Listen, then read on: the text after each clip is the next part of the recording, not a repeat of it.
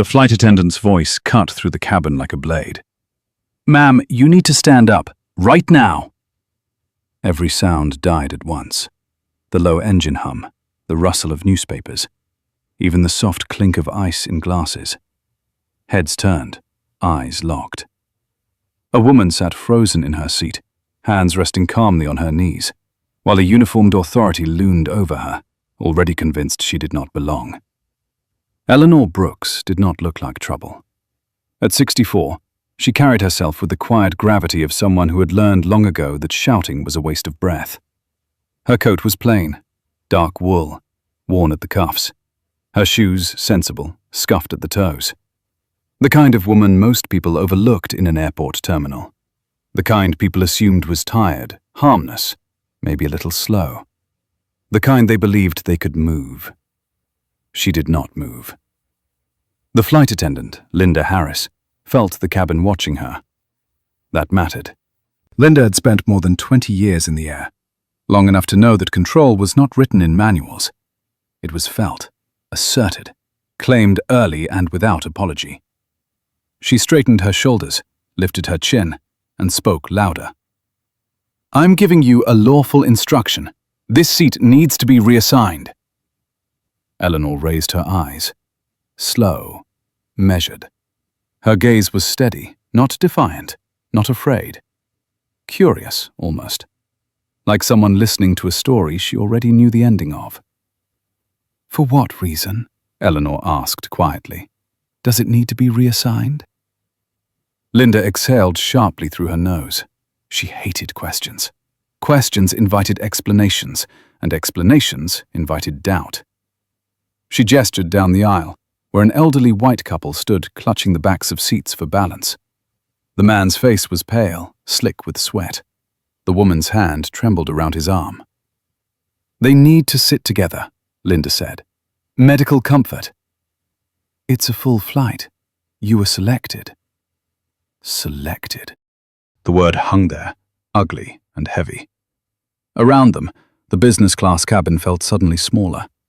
The overhead bins pressed down. The aisle narrowed. A man in the row across leaned back, pretending to adjust his reading glasses while watching everything. A woman near the window folded her hands tightly in her lap, jaw clenched. No one spoke. Not yet. Eleanor glanced at the couple. She noticed details others missed. The man's breathing was labored but controlled. The woman's eyes flicked nervously toward the flight attendant, not her husband. There was no oxygen tank, no visible medical device, no airline paperwork tucked into a seat pocket. This was not an emergency. This was convenience, dressed up as compassion. "I'm sorry they're uncomfortable," Eleanor said.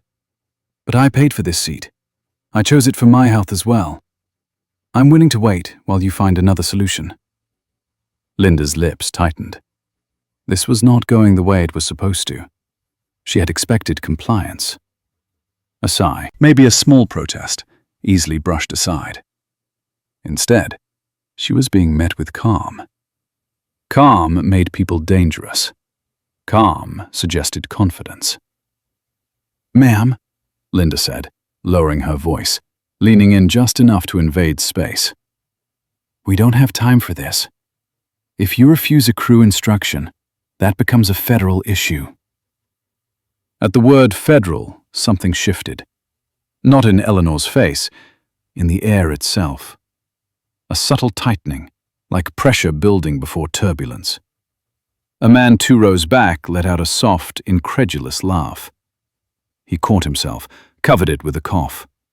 Another passenger shook his head slowly, almost imperceptibly, as if remembering 100 other moments just like this, all unresolved. Eleanor did not react the way Linda expected. She did not bristle. She did not apologize. She did not stand. She simply tilted her head, the way a teacher might when a student confidently gives the wrong answer. "Which regulation," Eleanor asked, "are you referring to?" Linda blinked. Once, twice. That question had not been part of the script. "Failure to comply," she said quickly. "Interfering with crew duties." Eleanor nodded. A small movement. Thoughtful. "Crew duties related to safety," she said, "or customer preference." The question landed harder than a raised voice ever could. Linda felt heat rise up her neck. She straightened, suddenly aware of how many eyes were now openly watching. The couple shifted uncomfortably behind her. The woman whispered something to her husband. He avoided Eleanor's gaze. "This conversation is over," Linda snapped. "You can move, or I'll escalate this." For the first time, Eleanor took a breath that was visible. Slow in, slow out. She reached down, not to the call button, not to a phone, but to the old leather briefcase at her feet. The hinges creaked softly as she opened it. The sound carried. It always did. Leather on metal had weight. History. Linda's eyes flicked down despite herself. Inside the case were papers. Not flashy, not corporate. Stacked with military neatness. A notebook with handwritten margins. A folded cardigan. And beneath it all, a slim, dark credential holder, edges worn smooth by decades of use. Eleanor did not pull it out yet. She rested her hand on it, possessive, certain. "Before you escalate," Eleanor said, her voice still level, "I want to be very clear about what you are doing. You are threatening a passenger with federal authority for declining a non-safety-related seat change. That is a serious claim." Linda felt a ripple of unease she refused to acknowledge. She had seen credentials before. Frequent flyers loved credentials. Badges, cards, tokens of imagined power. This would be no different. She forced a thin smile. "Ma'am, if you have a complaint, you can file it after the flight." Eleanor finally looked up fully. Her eyes were dark, sharp, alive with something deeper than irritation. Not anger, judgment. "I won't need to," she said. The cabin seemed to lean in. Outside the window, the runway lights blurred in the early morning haze. The aircraft was still at the gate, doors open, jet bridge attached. Time was stretching, elastic and fragile. The kind of moment that quietly rearranged lives before anyone realized it had happened. Linda opened her mouth to speak again, to assert, to finish this. She never got the words out. Because Eleanor Brooks slowly lifted the credential holder from her bag and placed it on the tray table between them. Not thrust forward, not waved. Set down, flat, deliberate. Linda's breath caught before her brain caught up. Gold lettering, government seal. The words Federal Aviation Administration were impossible to miss. Beneath them, a title that did not belong to retirees, hobbyists, or people who could be dismissed with a practiced smile. Principal Aviation Safety Inspector. For a heartbeat, nothing moved.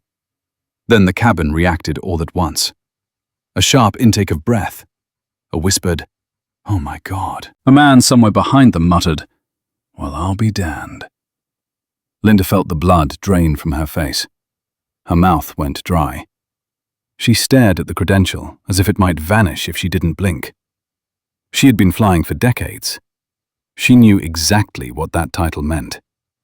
Not command, not celebrity. Oversight. Accountability. The kind that did not shout. The kind that wrote reports that grounded careers. Eleanor looked up at her then, not with triumph, not with cruelty, but with something colder. Resolve. "You may escalate," Eleanor said softly. "I welcome it." And in that moment, Linda Harris understood she had misjudged not just a passenger, but the ground beneath her own authority. The silence did not break right away. It stretched, thick and uncomfortable, as if the cabin itself were holding its breath. Linda Harris felt every year of her seniority suddenly become weight instead of armor.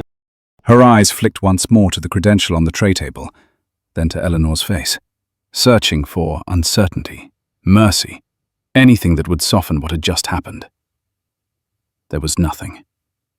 Eleanor sat still, spine straight against the seat, hands folded loosely now, as if the reveal had cost her no effort at all.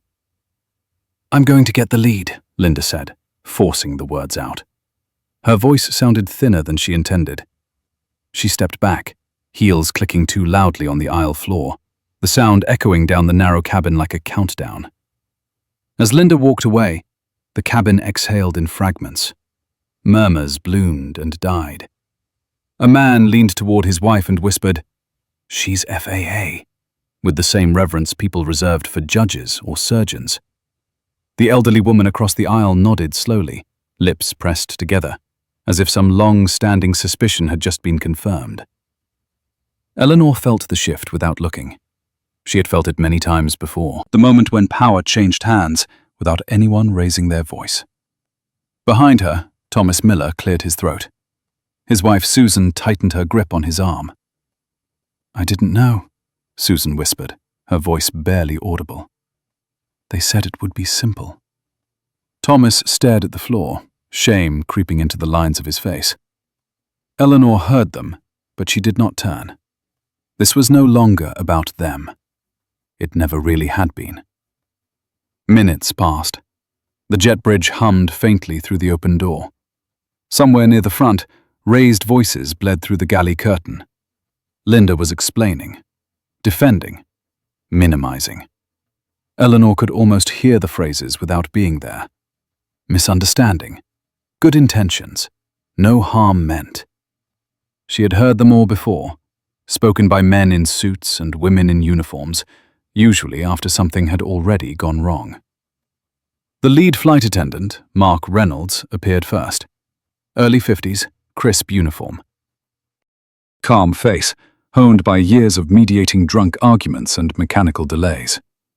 He stopped short when he saw the credentials still resting on the tray table.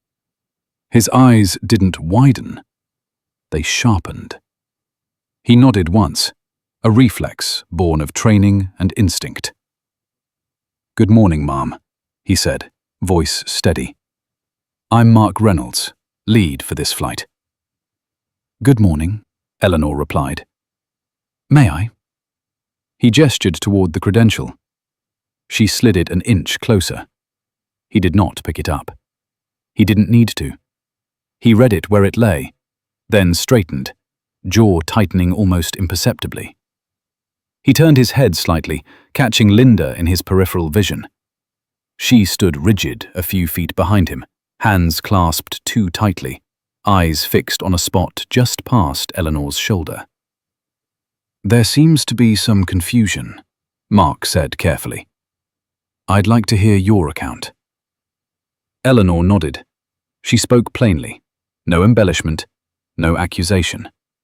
She outlined the request, the refusal, the escalation, the misuse of language. She quoted Linda's words verbatim, not with spite, but with precision.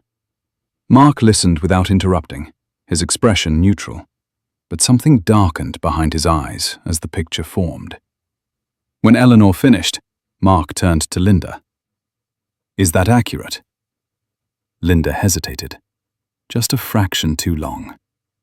"I was trying to accommodate a medical situation," she said. "I didn't threaten anyone. I informed her of policy." Mark's gaze held hers. "Which policy?" Linda swallowed. "Failure to comply with crew instructions." Mark nodded slowly. "Related to safety?" Linda opened her mouth, closed it. "Passenger cooperation." That was enough. Mark inhaled, steadying himself. He turned back to Eleanor.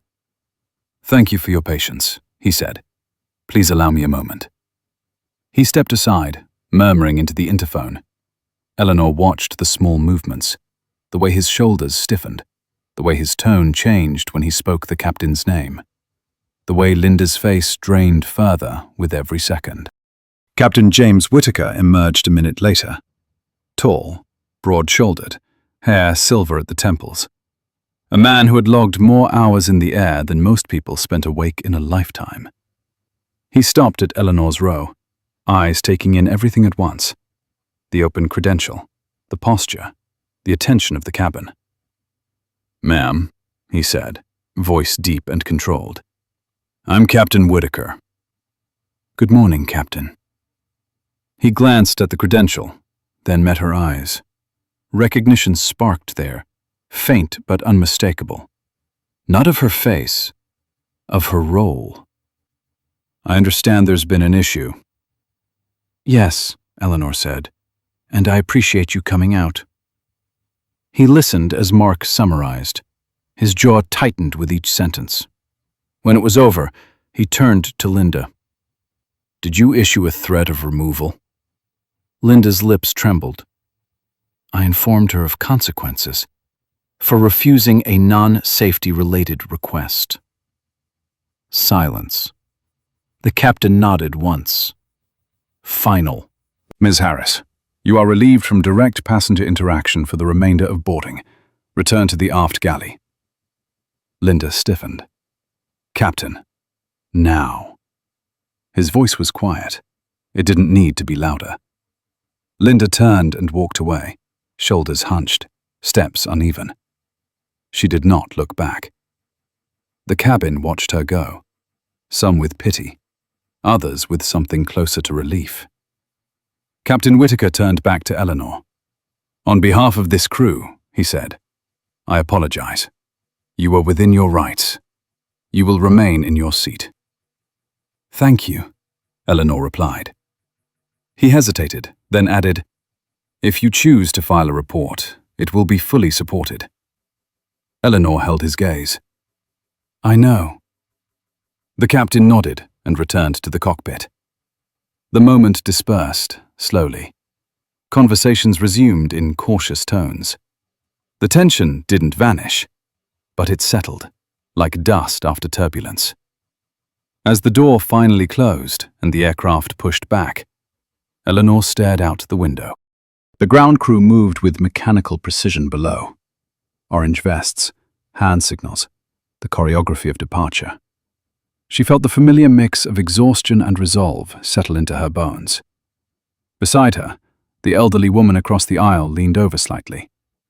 "I'm glad you didn't move," she said softly. "My husband passed last year. He always said people count on you backing down." Eleanor offered a small smile. "Sometimes they're wrong." The engines spooled up. The cabin vibrated. As the plane lifted from the runway, Eleanor closed her eyes, not in prayer, but in acknowledgement. This flight would land. The report would be written. The investigation would follow its slow, relentless path. Not dramatic, not immediate, but thorough. In the galley, Linda Harris sat on a jumpseat, staring at her hands. She replayed the moment again and again. The calm, the card, the realization. She had told herself for years that she knew how things worked, that seniority meant authority, that control was hers to wield. Now, stripped of motion and purpose, she felt something colder creep in. Fear. Not of punishment, of exposure. At cruising altitude, Eleanor opened her notebook. She began to write. Names, times, words used, not out of anger, out of duty. Because systems only worked when someone documented where they failed.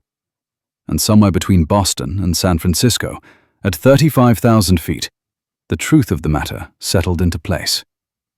Power was never about who spoke the loudest. It was about who knew the rules, and who had the courage to insist they mattered. 2.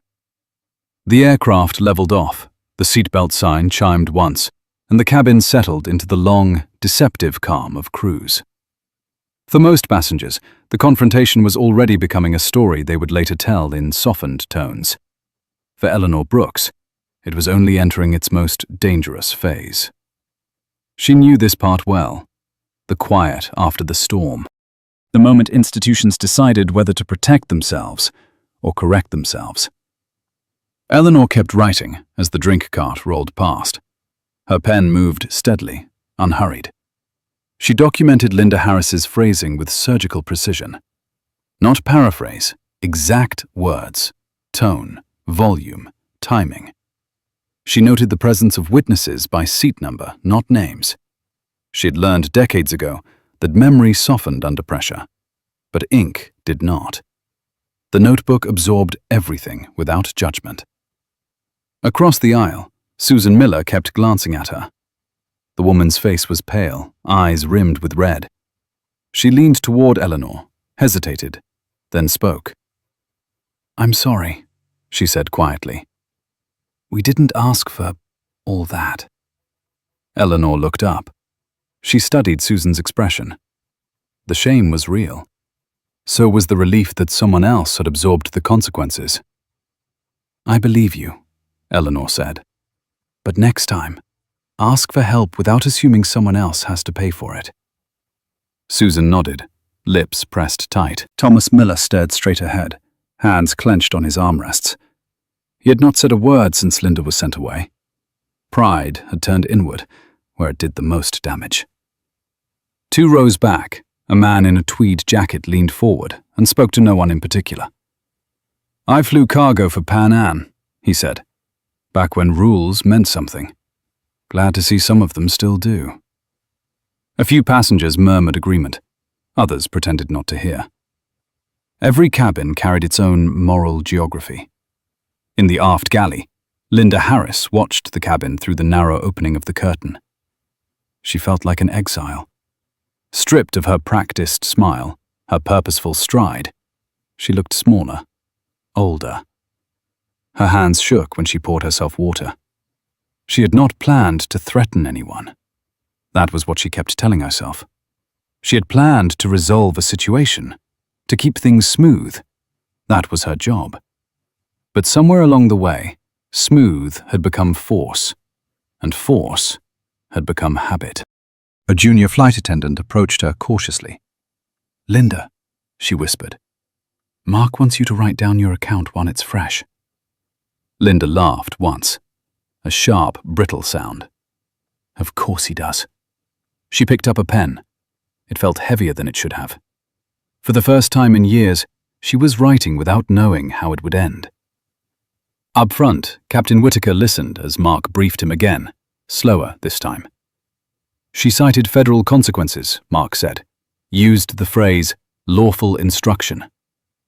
The captain rubbed his forehead. "That phrase alone will trigger review." "Yes, sir." Whitaker stared at the instrument panel. He had seen careers end quietly, not with scandal, with files, with patterns, with a single incident that opened the door to others long buried. He thought of his wife, retired now, who liked to say that institutions were only as honest as the people brave enough to embarrass them. "Document everything," he said.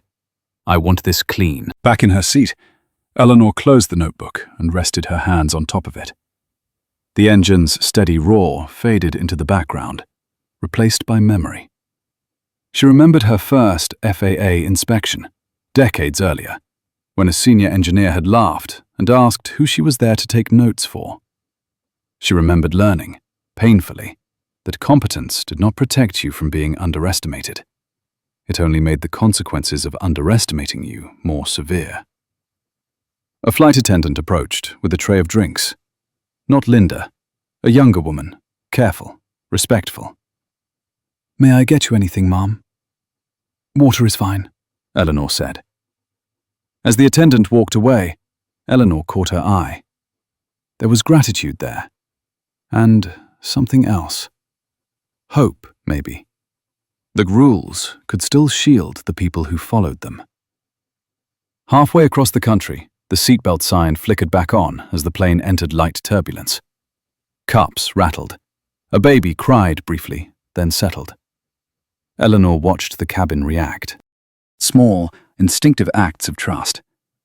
People trusted this system with their lives, every day. They deserved better than threats disguised as authority. In the aft galley, Linda jolted as the turbulence hit. She grabbed the counter, heart racing. For years, the air had been where she felt powerful, elevated, untouchable. Now it felt hostile, exposing. She thought of the look on Eleanor's face when the credential came out. Not triumph, not anger. Certainty. That was what unsettled her most. Linda realized, with a hollow ache, that no amount of seniority had ever given her that.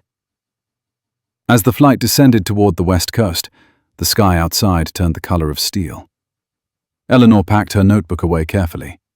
She would send the report within 24 hours. She would follow up. She always did. Not because she wanted to punish, because neglect was how systems rotted. The landing was smooth. Applause scattered through the cabin, habitual and automatic. As passengers stood and reached for their bags, several paused near Eleanor's seat. A nod, a quiet thank you. One man squeezed her shoulder gently, wordless. Eleanor acknowledged each with a brief smile. She did not linger. Linda remained seated in the galley until the last passenger disembarked. She avoided eye contact. When the cabin was empty, she exhaled shakily. The plane felt enormous without people, impersonal, like a courtroom after the verdict. At the gate, Mark handed her a printed notice. "You're relieved pending review," he said. His tone was professional, not cruel. "You'll hear from the company." Linda nodded. She folded the paper without reading it. The words were already written in her head. Eleanor walked through the terminal alone, moving at a measured pace. The airport buzzed with life. Announcements, rolling suitcases, coffee machines hissing. Ordinary sounds. She paused briefly near a large window overlooking the tarmac. A line of planes waited for clearance, lights blinking patiently. She felt no victory, only resolve. This was never about a seat. It was about what happened when someone decided another person was small enough to move. And what happened when they were wrong. 3. The review did not begin with a phone call or an apology. It began with silence, the kind that stretches for days and forces everyone involved to sit with what they already know. Eleanor Brooks returned to her small hotel near the waterfront, the kind favored by people who traveled too often to be impressed. She unpacked slowly, methodically, shoes aligned, notebook placed on the desk by the window. The city outside glowed with West Coast softness, fog rolling in like a held breath. She stood there longer than necessary, watching headlights move along the highway, thinking not about the flight, but about what came after the report was filed. This was always the harder part. By morning, the emails had begun. First from the airline's compliance office. Polite, formal, thanking her for bringing the matter to their attention, requesting a written statement. Then from a regional FAA manager she had worked with years ago. Short, direct. "We're opening a preliminary review. I'll need your notes." Eleanor sent them without commentary. Attachments only. Facts spoke better when left alone. At headquarters, the incident landed quietly on a desk already crowded with other quiet incidents. But this one did not disappear. The language Linda Harris had used flagged multiple systems at once. Threat of federal action, misrepresentation of authority, passenger intimidation. Each phrase carried weight, enough weight to pull other files with it. Linda sat at her kitchen table, staring at her phone. It had not rung. That scared her more than if it had. She replayed the flight in fragments. Eleanor's voice, the way the cabin had turned, the look on the captain's face when he realized this would not stay contained. Linda had told herself for years that she was enforcing order, that she was keeping chaos at bay. Now she wondered when enforcement had crossed into entitlement. She did not like the answer. At the airline, internal interviews began. Mark Reynolds spoke first. Calm, measured. He described what he had seen, what he had heard, and what he knew the policy did not allow. He did not speculate. He did not defend. He answered the questions that were asked and stopped there. His restraint made his testimony heavier, not lighter. Other crew members followed. A junior attendant admitted, voice shaking, that Linda often pushed boundaries. Nothing dramatic, nothing reportable on its own, but always the same pattern. Pressure, tone, the belief that passengers would fold, that no one would challenge her because no one ever had. Until someone did. The FAA review widened. Training records were pulled. Not aggressively, casually. Routine. And in that routine, something odd surfaced. Dates that did not line up. Sign-offs that repeated too neatly.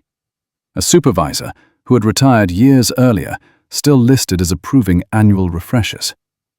The kind of detail most people missed because they were looking for bigger failures. Eleanor had built her career on noticing exactly this kind of thing. Linda received the call on a Wednesday afternoon. A representative from the airline's legal department.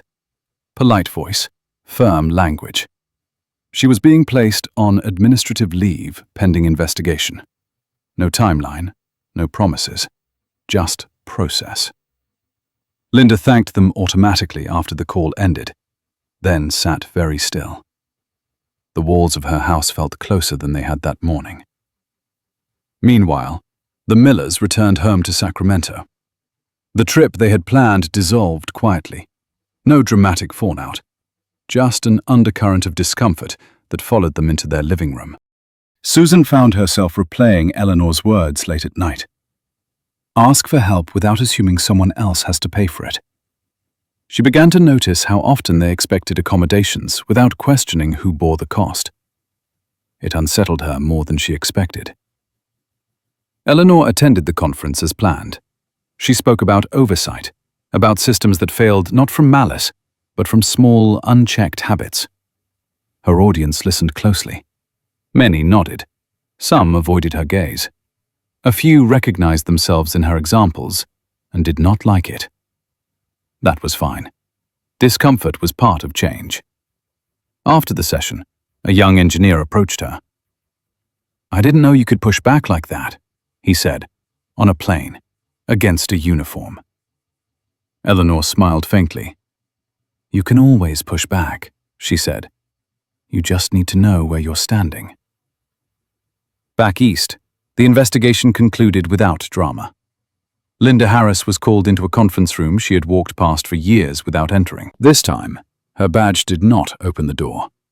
The findings were read aloud. Language stripped of emotion. Misuse of authority. Pattern of conduct.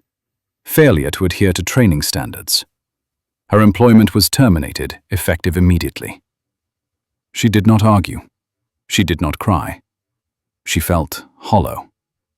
When she handed over her badge, she hesitated, fingers lingering on the familiar plastic. For decades, it had been her identity. Now it was just an object someone else would log and lock away. The FAA issued its own determination weeks later. No press release, no headlines. Just an order revoking certification pending remedial review that would never come. Linda read it alone in her living room, the words clinical and final. She had believed she understood the system. She had been wrong. Months passed. The incident faded from conversation, but not from policy.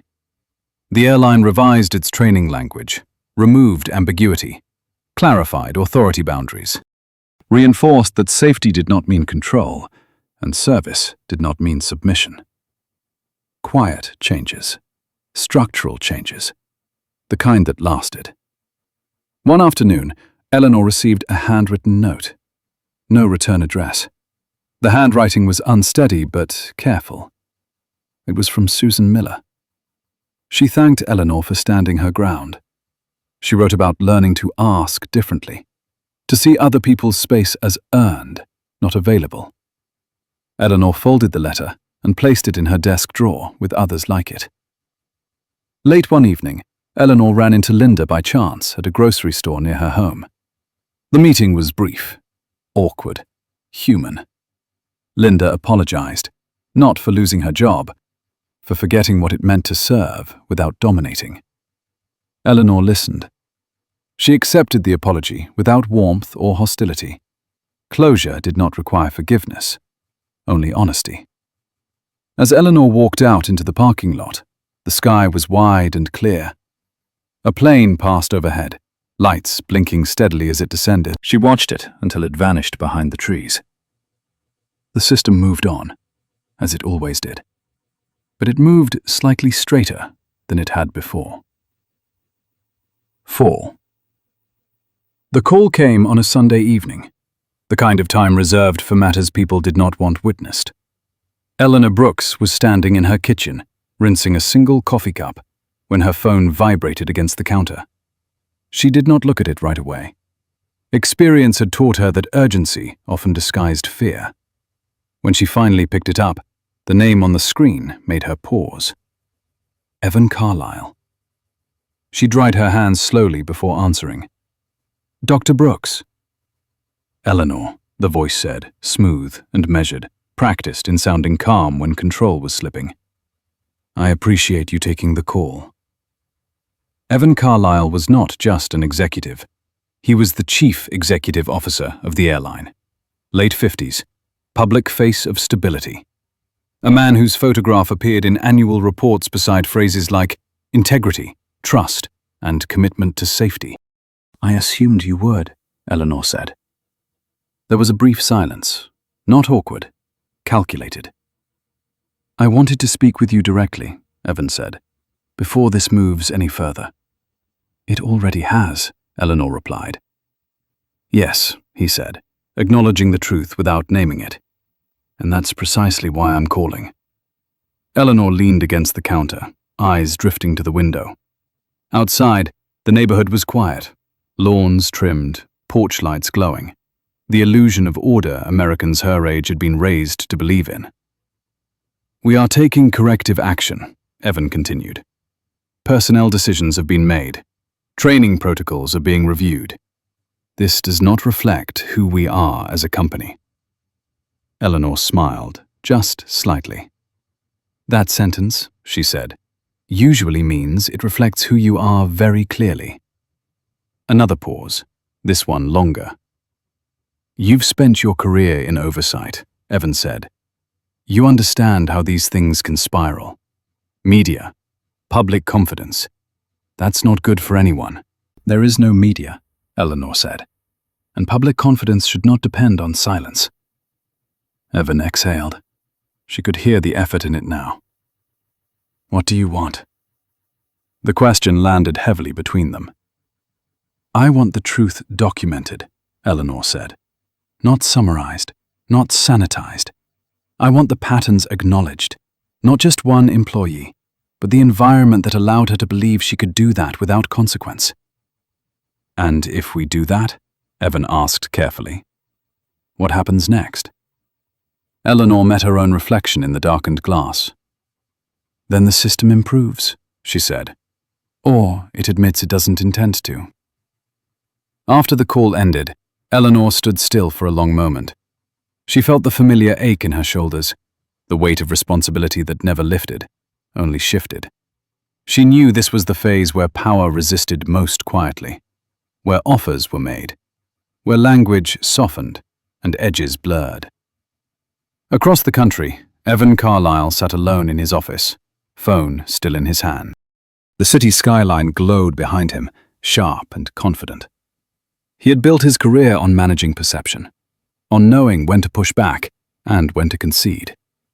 What unsettled him was not Eleanor's authority, it was her lack of interest in leverage. She was not negotiating, she was documenting. By Monday morning, the internal report had expanded. What began as a single incident now carried footnotes. Emails surfaced, old complaints re-examined. Not explosive, accumulative. The kind of evidence that told a story no one had wanted to read out loud. In one meeting, a senior manager said, "This feels excessive." Evan looked at him evenly. So did ignoring it. At the FAA, The case file moved from preliminary to formal. Eleanor was asked to join a review panel, not as a witness, as an authority. She accepted without ceremony. This was not a favor, it was alignment. Linda Harris learned about the expanded review from a former colleague who still had access to the internal system. The message was brief, neutral. It's bigger than you now. Linda stared at the words until the screen dimmed. She had taken a job at a home improvement store near the airport. Day shifts, stocking shelves, helping customers find what they needed. She told herself she liked the simplicity. But sometimes, when she heard a plane overhead, her chest tightened. She wondered how many small choices had led her here. How many moments she had mistaken compliance for respect. One afternoon, a customer snapped at her for being too slow. Linda apologized automatically. The words tasted different now.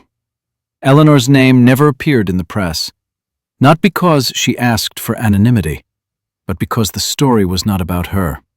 It was about process, policy, training language rewritten in precise terms, authority boundaries clarified. An internal memo circulated with new phrasing. Passenger rights are not conditional on convenience. In a closed session weeks later, Evan Carlisle stood before the board. He did not perform. He did not deflect. He spoke plainly. We had blind spots, he said. We trusted tenure instead of behavior. We confused control with safety. That stops now. Some board members nodded. Others did not. Change always divided those who benefited from the old ways and those who survived them. After the meeting, Evan lingered by the window. He thought of Eleanor Brooks, of how easily he had underestimated the danger of someone who did not need recognition. He wondered how many other systems relied on people like her to keep them honest, quietly, relentlessly. Months later, Eleanor received an invitation to speak at a closed industry forum. No press, no audience, just decision-makers. She accepted. Her talk was brief. She spoke about authority as a responsibility, not a weapon. About how systems failed not because of villains, but because of tolerated behaviors. When she finished, no one applauded. They didn't need to. They took notes. Afterward, a man approached her, late 40s, expensive suit, nervous smile. I used to think people like you were obstacles, he said. Now I think you're the only reason we're still trusted. Eleanor nodded once. Trust is fragile, she said. It breaks quietly. That evening she flew home on a different airline. Window seat, economy. She watched the clouds slide past, illuminated by the setting sun. She thought of Linda, of Evan, of the Millers, of the countless passengers who never realized how close the system came to failing them in small, invisible ways. When the plane landed, Eleanor waited her turn to stand. She moved with the unhurried confidence of someone who knew exactly where she stood, and why. The story would not end with her. It never did. It ended where accountability began. The invitation arrived without fanfare, folded into an ordinary envelope that looked like it had passed through too many hands. Eleanor Brooks recognized the return address immediately. FAA Headquarters. Internal Review Division. No logos, no pleasantries. Just a date, a time, and a room number that told her this was not ceremonial. This was structural. She arrived early. She always did. The building smelled faintly of old carpet and burned coffee, the scent of institutions that had outlived the people who built them. Security waved her through without comment. Someone recognized her. Someone always did. Not because of fame, because of memory. The conference room was windowless. Long table. Too many chairs. Fluorescent lights humming with a quiet insistence, but made thinking sharper and patience thinner. Eleanor took a seat near the end. She did not choose the head. Authority did not need positioning. One by one, the others arrived. Inspectors, compliance officers, legal counsel, people who spoke in footnotes and precedents. Faces she had worked with before, faces she had opposed. Faces that did not yet know where this meeting would land. Michael Reyes sat across from her, fingers steepled, eyes alert. He had been assigned lead investigator. Sharp, methodical. Younger than her by at least a decade, but not inexperienced. He gave her a brief nod. Respectful, not deferential. "We're here," Michael began, once the door closed, "to determine whether this incident reflects isolated misconduct or a systemic lapse." Eleanor listened. She always listened first. Files slid across the table. Transcripts, training logs, internal complaints marked unsubstantiated. Dates circled in red. Patterns emerging not as accusations, but as inevitabilities. Eleanor felt something cold settle in her chest. Not surprise. Recognition. "This," Michael said, tapping one file, "is where it stops being about Linda Harris." Eleanor nodded. "It always does." They moved carefully. No raised voices, no dramatics. Just questions asked and answered. Eleanor spoke when invited. She did not editorialize. She described what she had seen, what she had heard, what the law allowed, what it did not. She used the same tone she had used on the plane. Calm, exact, unyielding. At one point, a legal advisor leaned back in his chair and said, "Are we certain we're not overcorrecting? The industry is under enough pressure as it is." Eleanor met his gaze. "Pressure reveals weaknesses," she said. "It doesn't create them." The room went quiet again. Not hostile, reflective. Outside that room, life went on. Linda Harris clocked in for another shift at the store. She wore a red vest now, her name stitched in white thread above the pocket. Customers called her Linda, not ma'am, not miss, just Linda. She learned to smile differently, softer, less practiced. She learned how much effort it took to be invisible. She followed the investigation from a distance, piecing together fragments from old colleagues who still talked to her. The scope frightened her. She had believed she was the story. She was only the entry point. One afternoon, she stood in the break room, staring at a poster about workplace respect.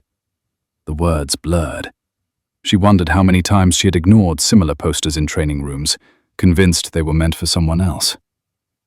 Back at FAA headquarters, the findings hardened into conclusions. Language was revised, terms sharpened, recommendations formed. Eleanor read every draft. She corrected what was vague. She challenged what was convenient. She insisted on clarity. Clarity made people uncomfortable. That was its function. The final report did not name Eleanor as a catalyst. It did not need to. It spoke of passenger rights, of authority boundaries, of the danger of conflating service with control. It acknowledged failure without apology. That, too, was intentional. When the vote came, it passed narrowly. Reform always did. Enough resistance to prove it mattered, enough support to ensure it happened. After the meeting, Michael caught up with Eleanor in the hallway. "You could have stayed out of this," he said. "Most people would have." "I didn't get into this job to stay comfortable," Eleanor replied. He smiled faintly. "No, you didn't." Weeks later, the airline announced changes. Training modules rewritten, escalation procedures clarified, language stripped of ambiguity. No press conference, just memos. The real work happened where cameras didn't go. Evan Carlyle watched the announcement scroll past on his tablet. He felt no relief, only responsibility.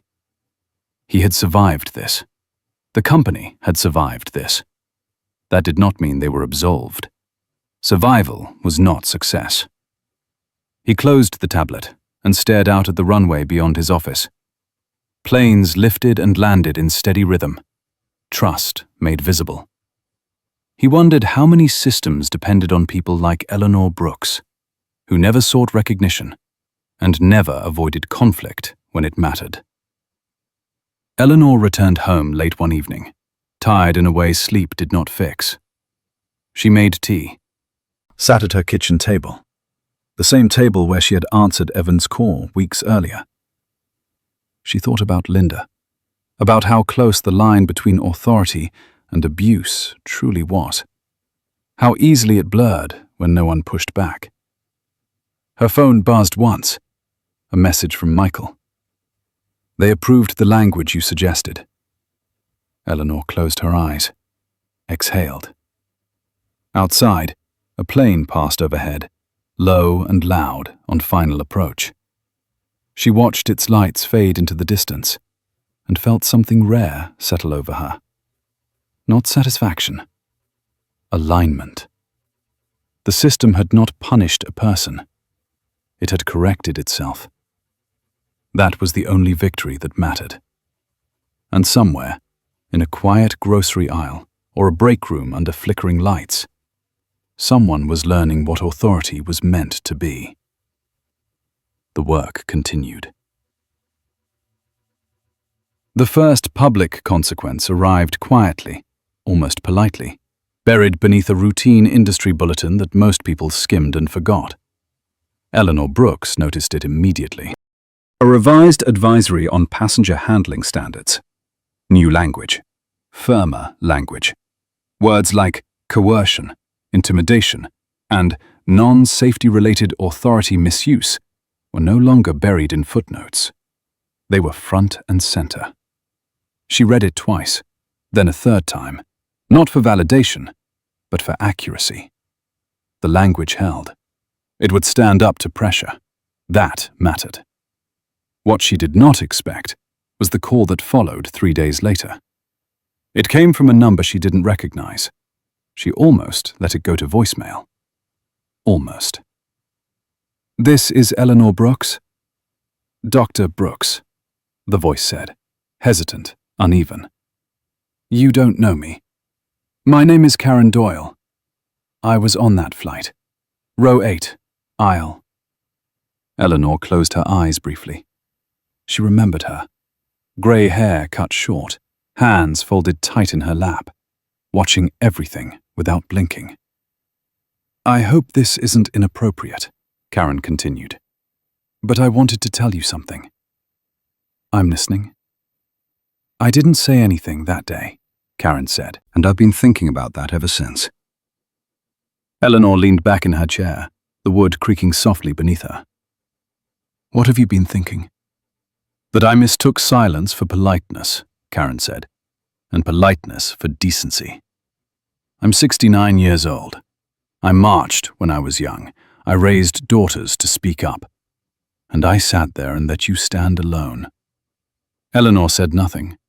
She let the words do what they needed to do.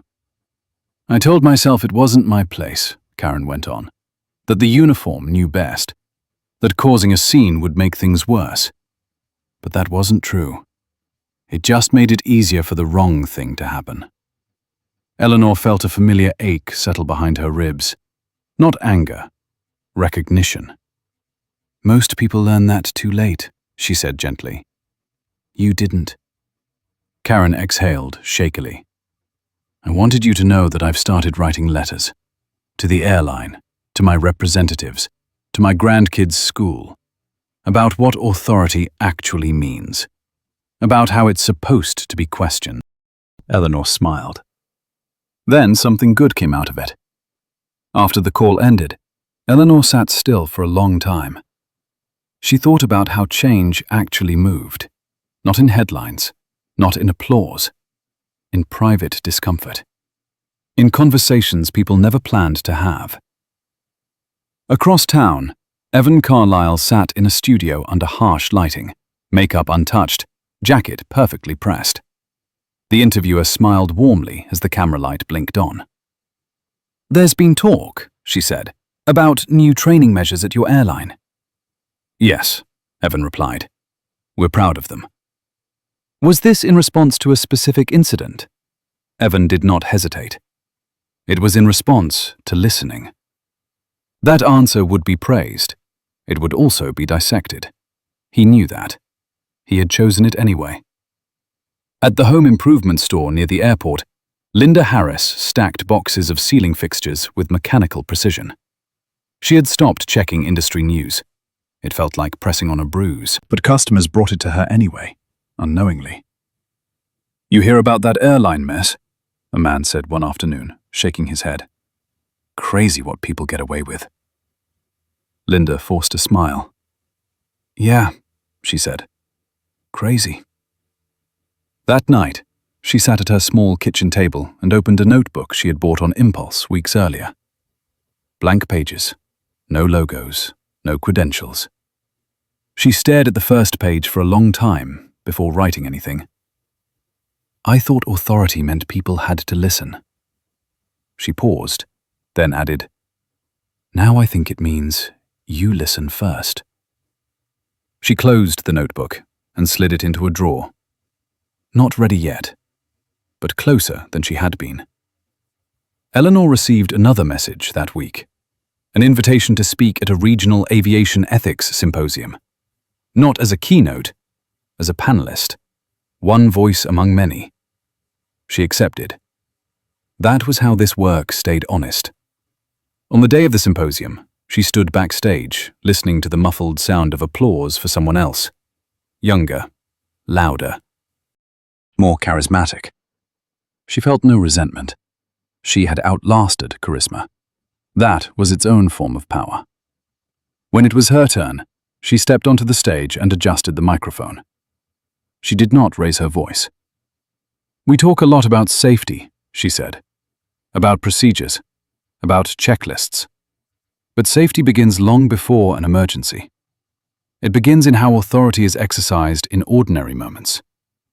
She spoke of small abuses, of tolerated behaviors, of how systems trained people not just in what to do, but in who they believed mattered. When someone invokes the law, she said, they must be prepared to be held to it. Otherwise, it isn't law, it's theater.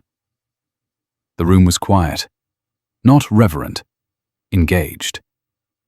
Afterward, a woman approached her, late 40s, airline uniform, nervous hands. I used to think pushing back made me difficult, she said. Now I think it makes me responsible. Eleanor nodded. It does. That evening, Eleanor walked along the waterfront, coat pulled tight against the wind. Planes descended in the distance, their lights blinking steadily against the darkening sky. She thought about Karen, about Linda, about Evan, about the invisible web of choices connecting them all. The incident on the flight had already begun to fade from public memory. It always would. But its echo lingered in quieter places, in revised language, in second thoughts, in notebooks tucked into drawers. And somewhere between the sky and the ground, between authority and accountability, something had shifted. Not enough to declare victory, enough to matter. 7. The gala room was larger than Eleanor expected. High ceilings, polished floors that reflected the light in soft gold ripples. The kind of place built to honor legacies, not moments. She stood just inside the entrance, taking it in with the detached attention of someone who had spent a lifetime observing systems rather than celebrating them. She had almost declined the invitation. The Wings and Standards annual dinner was not her world. Black tie, donor names etched into glass, speeches that often mistook longevity for integrity. But the letter had been handwritten, and the language had been careful. Not praise, responsibility. Eleanor adjusted the cuff of her sleeve and moved forward. Around her, conversations flowed easily. Retired pilots reminiscing about old aircraft. Regulators comparing notes on who had survived which administration. Airline executives laughing a little too loudly, as if volume could smooth over unease. Eleanor recognized several faces. Some nodded politely. Others looked away. At a table near the back, Karen Doyle sat with two women around her age. She spotted Eleanor immediately and lifted her glass in a small, private salute. Eleanor returned it with a nod.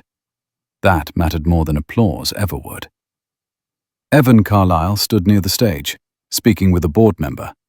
He saw Eleanor and hesitated, then excused himself. Up close, the confidence he wore so easily on camera looked more fragile. "I'm glad you came," he said. "So am I," Eleanor replied. It was true. She was curious. "I wanted you to hear this," Evan said. "Not as an observer, as context." "For what?" Eleanor asked. "Or for who?" Evan smiled thinly. "Fair question." The lights dimmed. A hush settled over the room.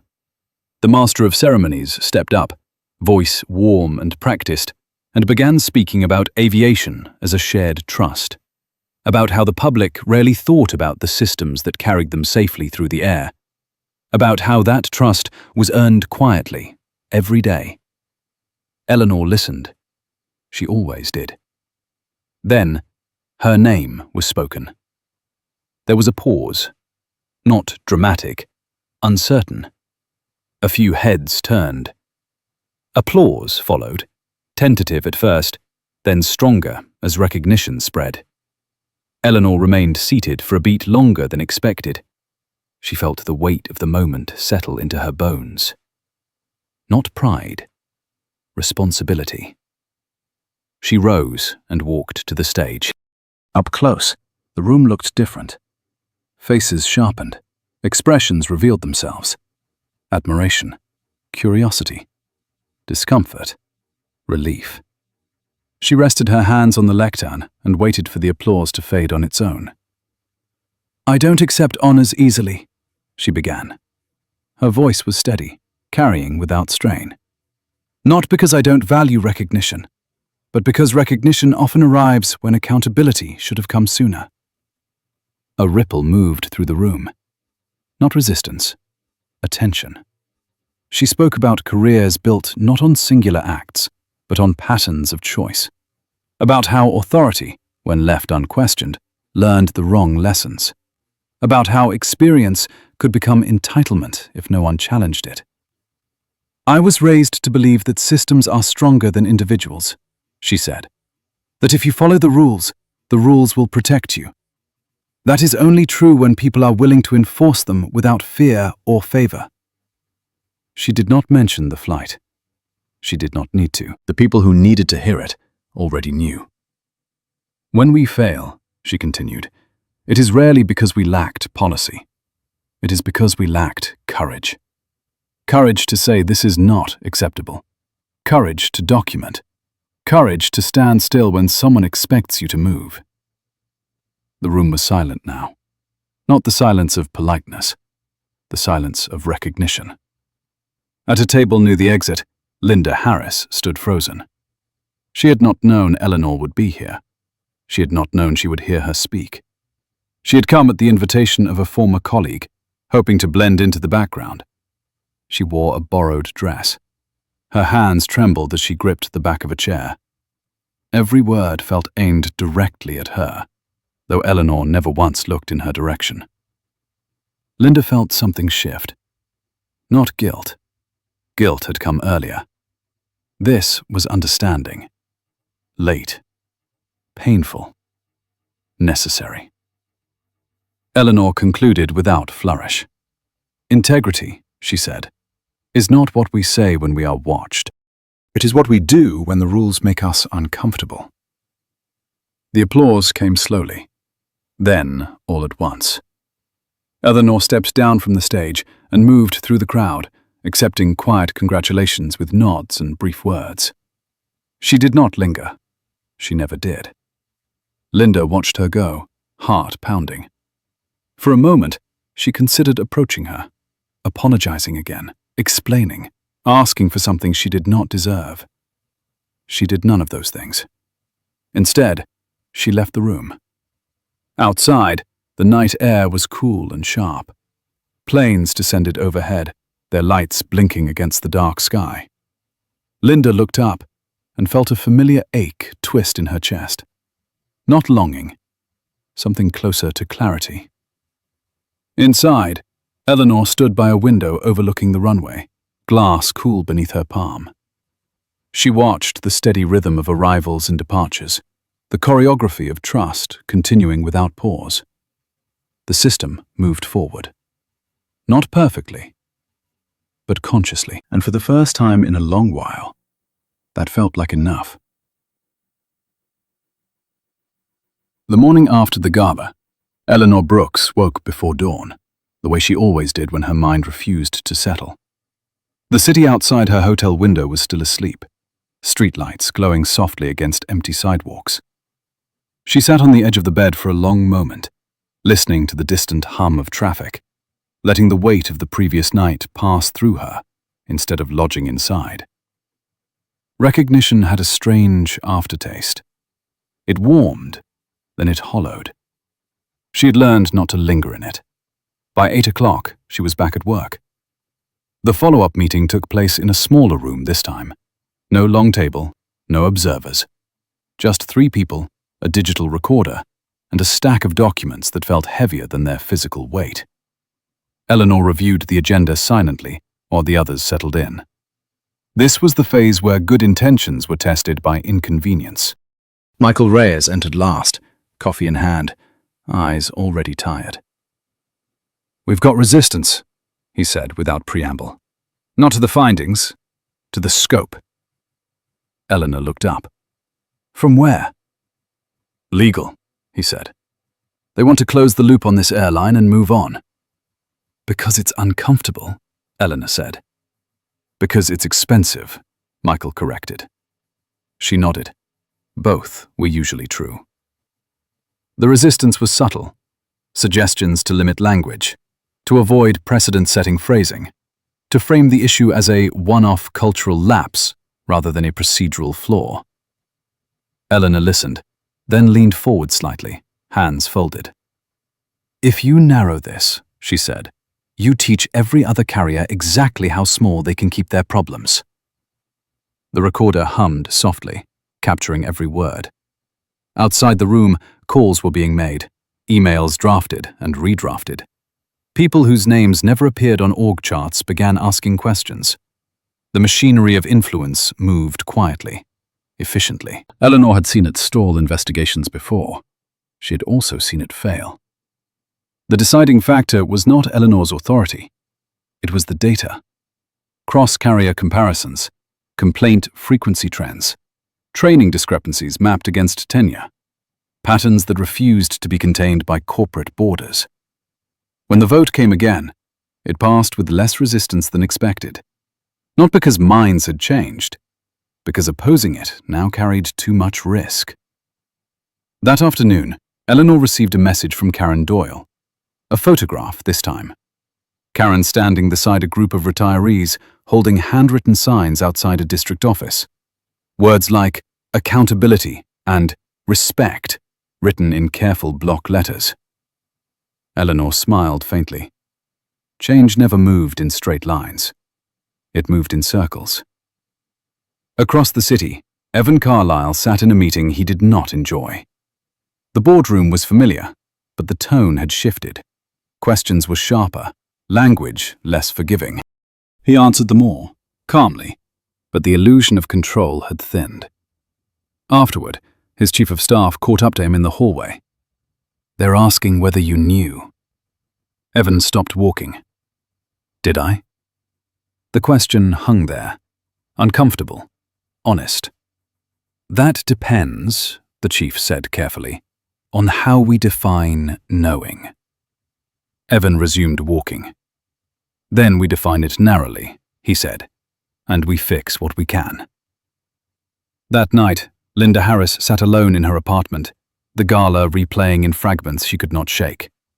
Eleanor's words echoed, stripped of accusation, but heavy with truth.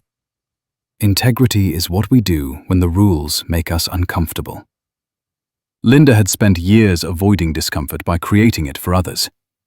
The realization settled into her slowly, like a bruise finally surfacing. She opened the notebook again.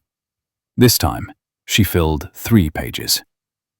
Not excuses, memories. Moments she had dismissed at the time. Passengers she had rushed. Junior crew she had silenced. Each line hurt. She kept writing anyway.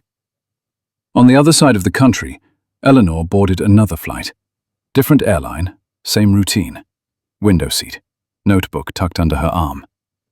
As the plane taxied, she noticed the flight attendant's careful tone, the deliberate phrasing, the way authority was exercised with restraint.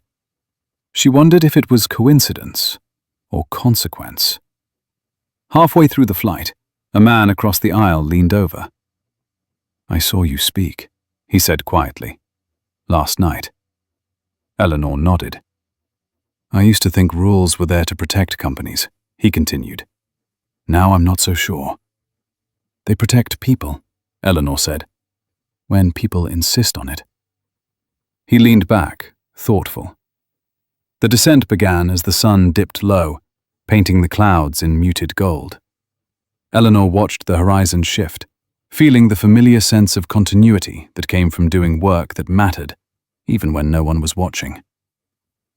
In the weeks that followed, the advisory became policy. The policy became practice. Slowly, imperfectly, but undeniably. Airlines updated manuals. Training sessions changed tone. A few executives resigned quietly. Others adapted. No headlines announced these shifts. No victory laps were taken. But inspectors noticed. So did passengers. One evening, Eleanor received a final message from Michael. "We closed the loop," it read. "Nationwide." She read it twice. Then she set the phone down and looked out at the night sky. Planes crossed paths overhead, their lights blinking in steady rhythm, guided by systems that worked best when no one noticed them at all. For the first time since the flight, Eleanor allowed herself to feel something like rest. Not relief, not satisfaction. Completion. The work was never done, but this chapter was. 3 years later, Eleanor Brooks stood alone at the edge of the observation deck, the wind pressing gently against her coat as dusk settled over the airfield. The planes moved below in patient lines, lights blinking in disciplined intervals, metal bodies obeying rules most people never thought about. This was where systems revealed themselves, not in speeches or scandals, but in quiet continuity. She had retired from active inspection 6 months earlier. Not abruptly, not bitterly, the way she did everything, methodically, with intention.